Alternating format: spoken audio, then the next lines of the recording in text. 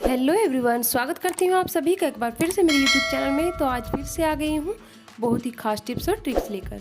तो आज की वीडियो में छोटे छोटे खास और टिप्स और ट्रिक्स आप सभी के लिए लेकर आई हूँ। तो चलिए देख लेते हैं मेरा सबसे पहला टिप्स किस चीज़ को लेकर है।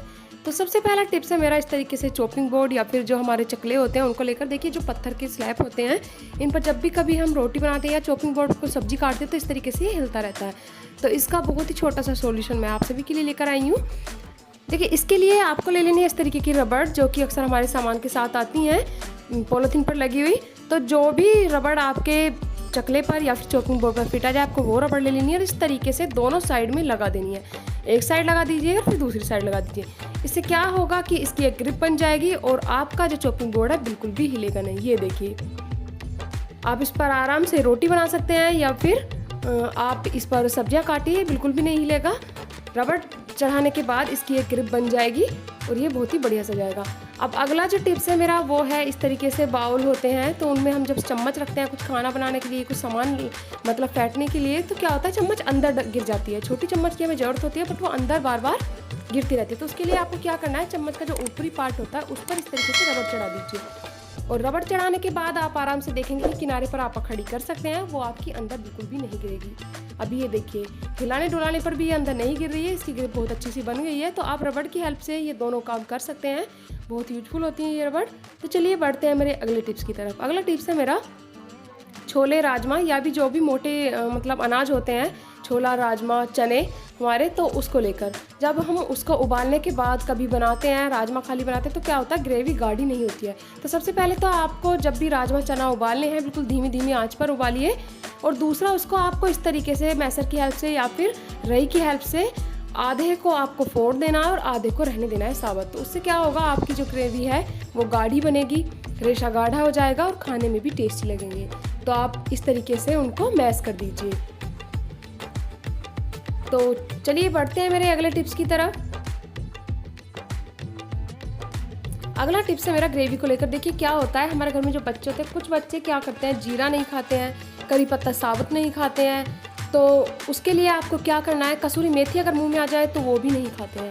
तो वैसे तो बच्चों को सब चीज़ खाने की आदत होनी चाहिए, बट आपको क्या करना है उसके लिए आपको सारी चीज़ों को एक साथ मिक्स करके पीस लेना है। इससे आपकी ग्रेवी का टेस्ट भी बढ़ जाएगा और बच्चों को सब चीज़ खाने की आदत भी हो जाएगी। तो आपको क्या करना है, टमाटर काट लेने हैं, उसी के अंदर डाल दीजिए करी पत्ता।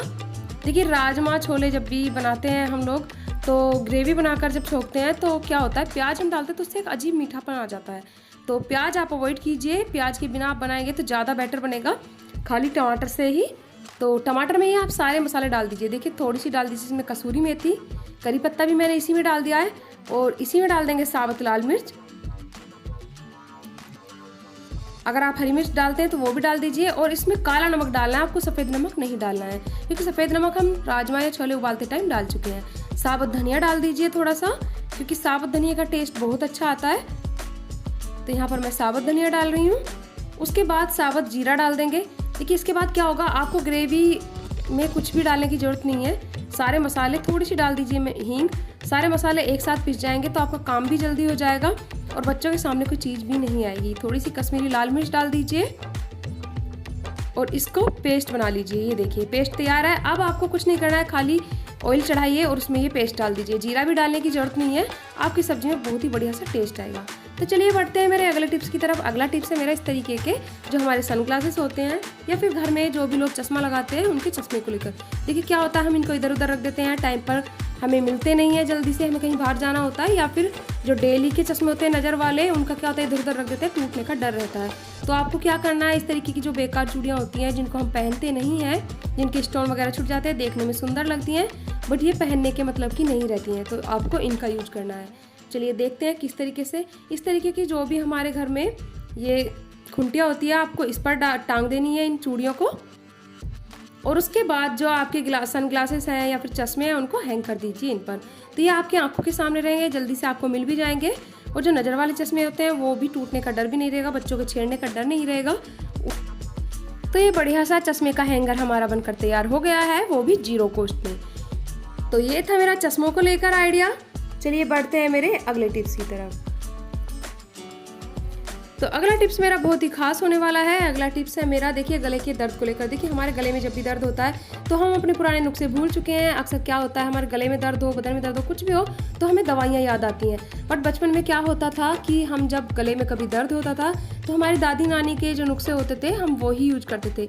बट अब हम टाइम के साथ साथ ये सब चीज़ें भूलते जा रहे हैं। तो गले में अगर दर्द हो तो आप पानी को चाकू से काट कर पीजिए, तो आप देखेंगे आपके गले को तुरंत ही आराम लग जाएगा। तो आप ये वाला जो नुस्खा है वो ट्राई कर सकते हैं गले के दर्द में। देखिए दवाइयाँ जो होती हैं, हमारी जो पेन किलर जो होती हैं एकदम से आराम तो कर देती है, पर बॉडी में कहीं ना कहीं वो इफ़ेक्ट डालती हैं, तो वो बहुत ही मतलब नुकसान देती हैं। एक टाइम के बाद उनका हमें अपने बॉडी पर असर दिखाई देना शुरू हो जाता है। तो ये था मेरा पानी को लेकर टिप्स। चलिए बढ़ते हैं मेरे अगले टिप्स की तरफ। देखिए कोई भी बोतल के ढक्कन हो, जैसे कि बच्चों की दवाइयों के ऊपर आते हैं ये वाले, मैं इनको भी नहीं फेंकती, ये भी मैंने इकट्ठा क्योंकि कोई भी चीज़ जो है फालतू नहीं होती है, कभी ना कभी काम आ ही जाती है। और ढक्कन है हमें वो ले लेने हैं और उनको इस तरीके से 7 ढक्कन यहाँ पर आ रहे हैं तो फॉइल पेपर लेना है, फॉइल पेपर के 2 टुकड़े कर लेने हैं, या फिर आप एक टुकड़े में ही नीचे पहले ढक्कन को उल्टा कर लीजिए इस तरीके से, और दूसरा टुकड़ा जो है वो ऊपर से रख दीजिए, ये देखिए इस तरीके से। तो यहाँ पर जब हम ये सर्कल बनाएंगे तो 7 ढक्कन पूरे सर्कल में आएंगे, एक बीच में और 6 इसके बराबर में। तो वो आपके ढक्कन के ऊपर डिपेंड करता है, आपके ढक्कन छोटे हैं, बड़े साइज़ के हैं, उससे कम ज़्यादा भी हो सकते हैं। तो दूसरा टुकड़ा मैंने फॉइल पेपर इसके ऊपर रख दिया और बिल्कुल ढक्कनों को अच्छे से मिला लेना है। याद रखिएगा बिल्कुल ढक्कन बराबर होना चाहिए, ऊंचा नीचा नहीं होना चाहिए, नहीं छोटा बड़े साइज़ का होना चाहिए। और ढक्कनों को बिल्कुल बढ़िया से मिलाने के बाद आपको क्या करना है, प्रेस को गर्म कर लेना है। गर्म करने के बाद आपको इस तरीके से प्रेस को दबाते हुए इस पर बढ़िया से कर देना है। आप चाहे तो हल्के से साइड से ढक्कनों को दबा भी सकते हैं, जिससे कि ये ढक्कन अच्छे से चिपक जाएंगे और आप देखेंगे इसका बहुत ही बढ़िया सा हम यूज कर सकते हैं उसके बाद।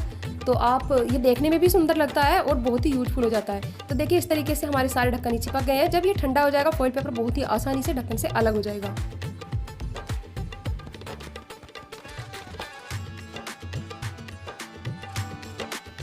तो अब ये देखिए ढक्कन जो है ये हमारे ठंडे हो चुके हैं, इसका फॉइल पेपर बहुत ही आसानी से अलग हो गया है। तो ये देखिए चिपक कर बढ़िया सा एकदम तैयार हो गया है हमारा। आप चाहें तो इसको टी कोस्टर भी बना सकते हैं, इसके ऊपर कप वगैरह रख सकते हैं। जबकि हमारी चाय गर्म होती है तो टेबल वगैरह पर रखने के लिए इसे यूज कर सकते हैं। चाहे तो इस तरीके से बच्चों के जो कलर होते हैं उनको कलर करने के लिए आप इसको दे सकते हैं, इसमें बच्चों के कलर भी मिक्स नहीं होंगे।